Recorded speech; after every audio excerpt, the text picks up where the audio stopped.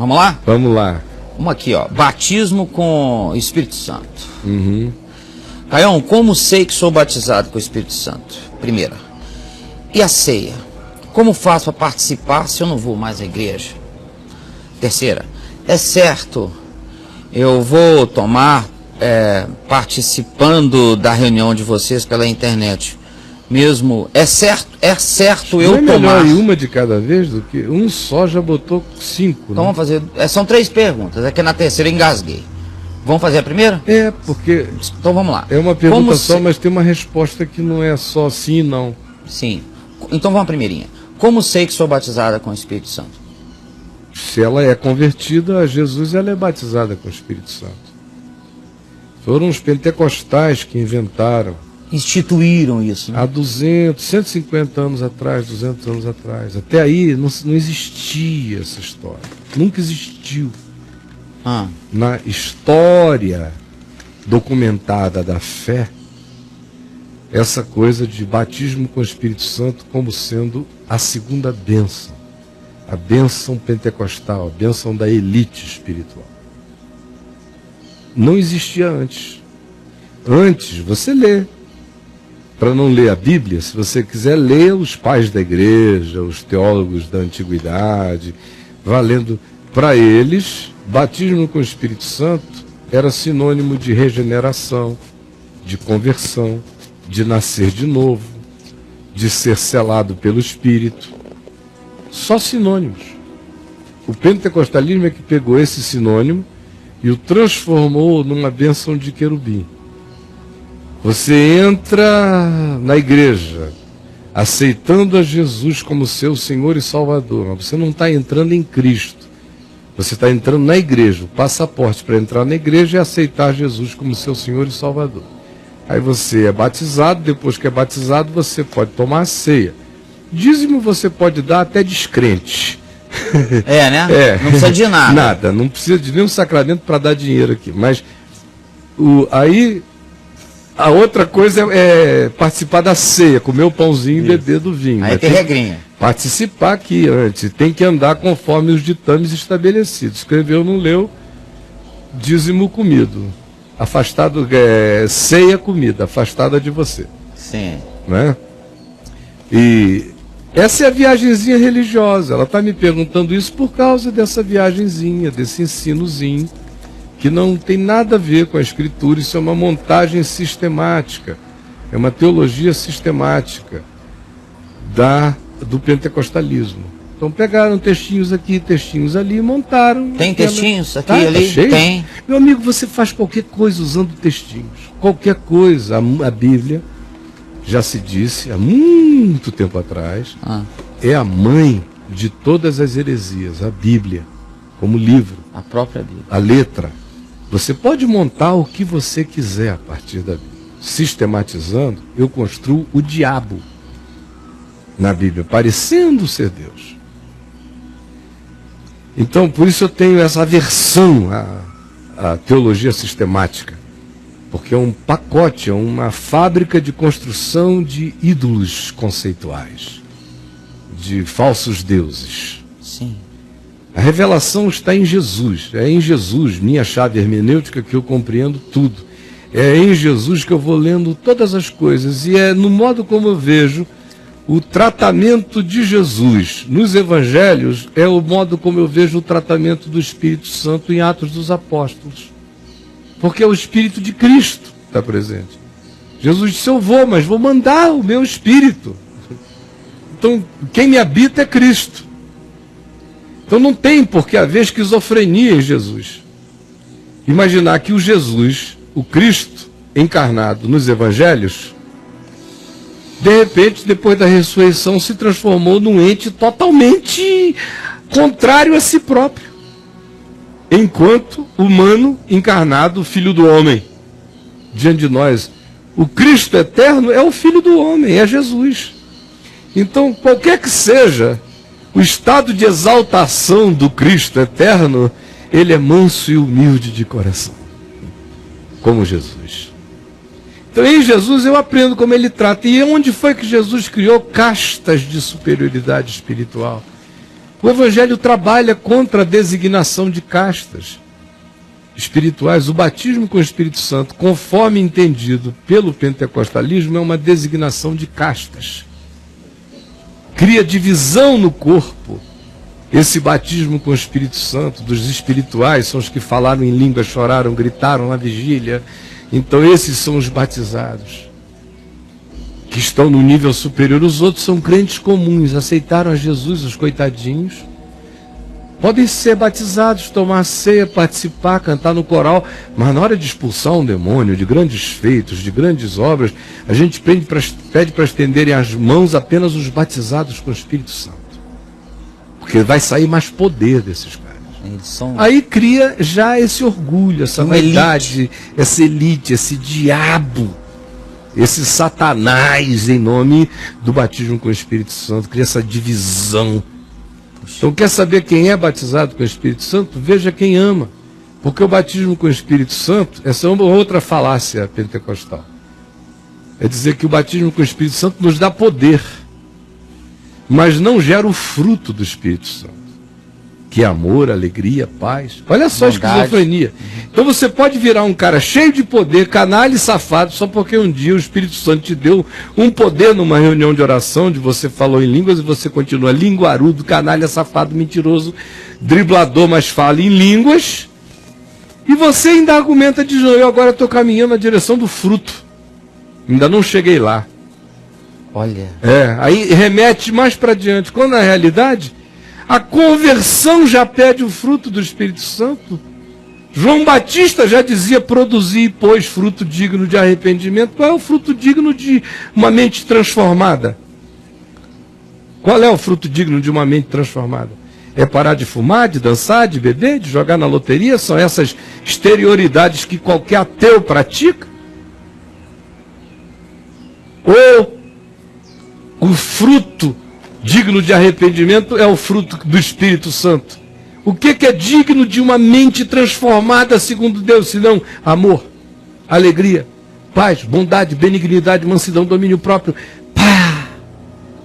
Paulo antes era matador, doicode judaico, perseguidor dos irmãos, obrigando-os a blasfemar, levando-os à morte. Encontrou Jesus, bah!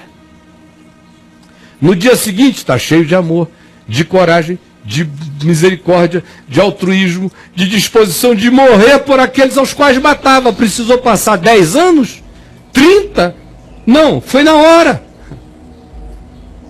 Conversão faz a gente amar. Conversão só acontece se a gente perdoar. Conversão só acontece se a gente se deixar transformar, senão não tem conversão.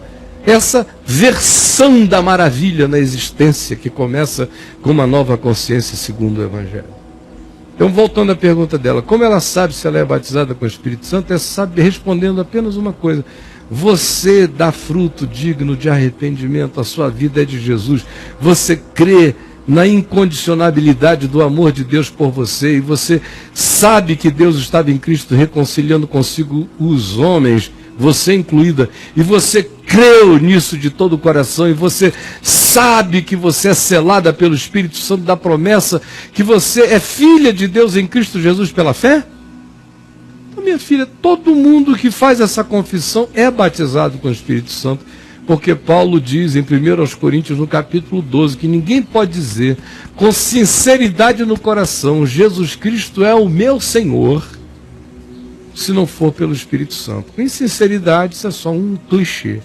Mas se for sinceramente, se o que é verdadeiro em você faz você, sem ser com superstição, mas se o que é verdadeiro em você faz você espontânea e ardentemente dizer, Jesus Cristo é o meu Senhor, então isso foi o Espírito Santo, diz Paulo, que provocou em você, porque você não poderia dizer Jesus é o meu Senhor com sinceridade se não fosse o clamor, o falar e o testemunho do Espírito Santo no seu coração. Aquele que crê está nele. Quem está nele, em Cristo, tem todas as riquezas em glória. todas as riquezas, não é como na maçonaria, não é o grupo dos Illuminati, não é uma militância onde a gente vai subindo, não. Pode ser que o ladrão que morreu ao lado de Jesus na cruz esteja numa situação de consciência espiritual maior do que a do apóstolo Bartolomeu, ou do apóstolo Filipe, ou do André, quem sabe até de Pedro, eu não sei. O que é que Deus foi revelando, de modo que essas coisas são entre Deus e o homem. Qualquer um que tente do lado de fora hierarquizar graças, dividindo o corpo, está praticando uma abominação contra o Espírito do Evangelho. Mas leia o meu livro, Espírito Santo, Deus que habita em nós. Ele é só sobre este tema. São 280 páginas sobre este assunto, estudando versos bíblicos, contextos, analisando tudo isso, esses argumentos pentecostais e o que a Escritura diz. Também contra o argumento histórico, dos tradicionais históricos, que ficam dizendo que, do ponto de vista do que seja batismo com o Espírito Santo, os históricos estão certos na compreensão deles. Mas do ponto de vista dos dons espirituais, os históricos estão errados, quando não estão abertos para os dons espirituais e não os admitem, com medo de que as coisas fiquem uma bagunça louca, como no pentecostalismo. Eles praticamente foram para o outro polo, caíram em descrença, achando que o pentecostalismo apresenta alguma genuinidade de dons espirituais. Pelo amor de Deus, se eu fosse achar que no pentecostalismo eu encontro genuinidade da expressão dos dons espirituais segundo o Novo Testamento, eu não creria também em dons espirituais. Eu creio nos dons espirituais em primeiro lugar porque o Novo Testamento me ensina acerca deles, em segundo lugar porque eu os provo na minha vida. Eu creio.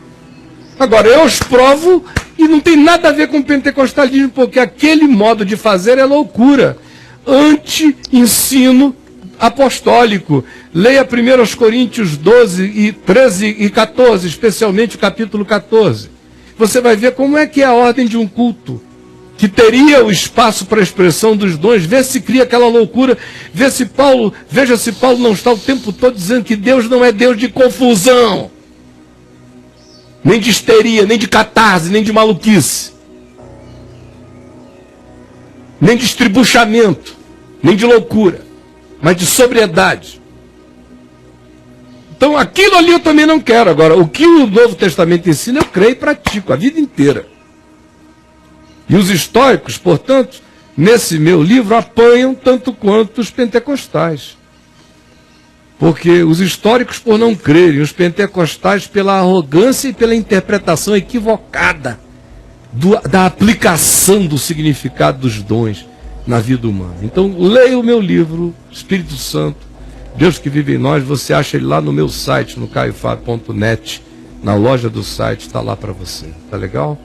Olha a loja do site aí, pode chegar lá e ler. Isso. E aí, Braulinho? Vamos lá? Vamos. E a ceia? Como faço para participar se eu não vou mais à igreja? Pelo amor de Olha Deus, a pergunta tem dela. pão em casa? Pera aí, ó, a pergunta dela aqui, ó.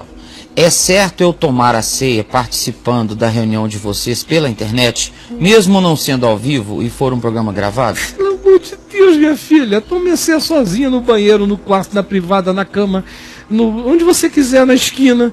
Tome a ceia. Eu tomo ceia muitas vezes por dia.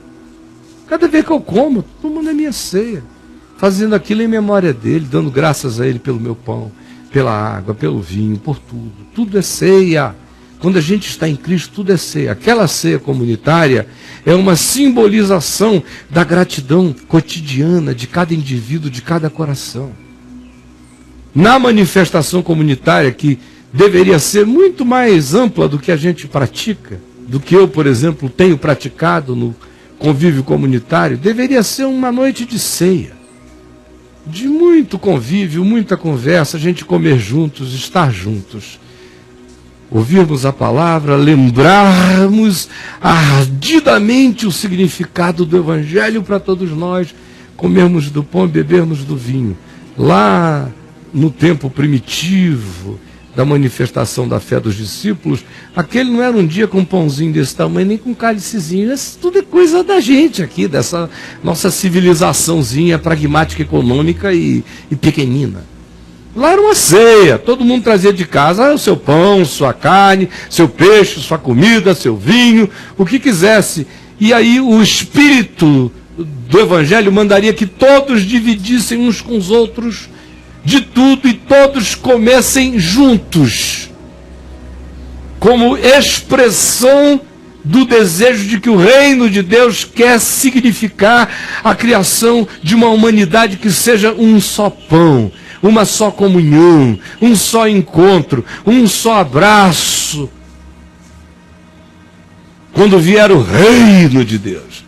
E aquele grupo humano se apresenta como uma sinalização sincera no seu dia a dia, expressamente no momento do ágape, da ceia, de uma perspectiva de convívio humano, de sociedade humana, aonde quem tem mais dê para quem tem menos receba de quem ganhou mais com gratidão, e quem tem mais dê para quem tem menos sem arrogância, para que não haja divisão. Esse era o espírito, esse era o ensino que aquela comunhão, que aquela gratidão coletiva e comum expressava como lembrança do ensino do Evangelho, que começou com Jesus sendo rico, que se fez pobre por amor de nós, compartilhando em graça conosco todas as coisas, nos tornando seus herdeiros e co-herdeiros do Pai nele. A ceia expressa essa solidariedade de Deus para conosco, de nós para com todos. E no ambiente imediato, lutando expressiva e simbolicamente contra aquilo que seja divisão, porque Deus abomina a divisão, aborrece a divisão. E essas divisões que vão acontecendo por coisas idiotas.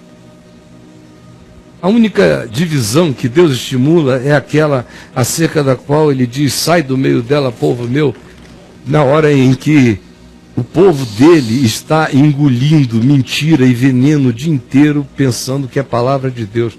Do contrário, toda e qualquer tentativa de divisão humana, de pegar o mosquito e hipertrofiá-lo para ficar do tamanho de um camelo, para criar um nicho, para dividir o público, para fazer para si um poder, uma ambiência de controle, é abominável diante de Deus, é macumba.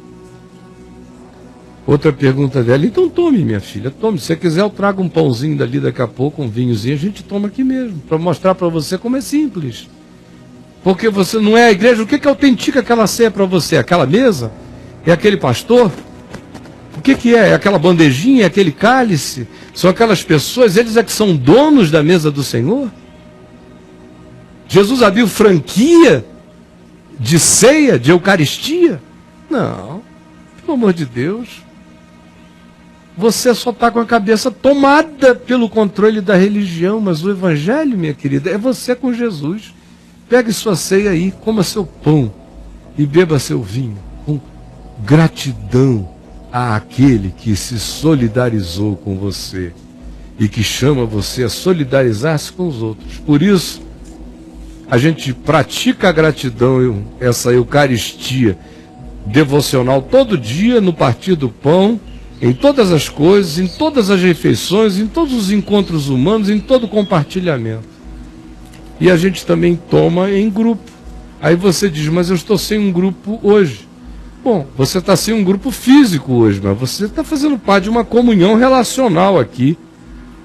Agora, o ideal é que cada um de nós vá encontrando comunhão de irmãos. E essa comunhão de irmãos não tem que ser num prédio com uma placa. Pode ser na sua casa, na casa de outra pessoa. Pode ser num restaurante, num café. Pode ser num shopping, pode ser na praça. Pode ser na escola de Tirano, pode ser à beira do rio, em Filípios. Pode ser na praia, como na Galileia. Pode ser em qualquer lugar. Reunir para estar, para orar. Se você quiser partir o pão com os seus irmãos numa pizzaria, parta. A gente parte o pão no caminho, a gente parte onde a gente quiser. Com Deus não existe regras e mais regras, preceitos e mais preceitos que matam o coração, como diz o Senhor através do profeta Isaías. Gente, é que a religião não suporta a verdade do Evangelho, porque senão não haveria mais profissionais para controlarem a entrada, a saída, a permanência, a ceia, o batismo, o crachá, o pedágio e todas as outras coisas, mas isso não tem nada a ver com o Criador de todas as coisas. Pelo amor de Deus, salvem Deus do escritório. O que mais, brother? Você viu, Fernando? O que mais, brother? Eu não aguento mais.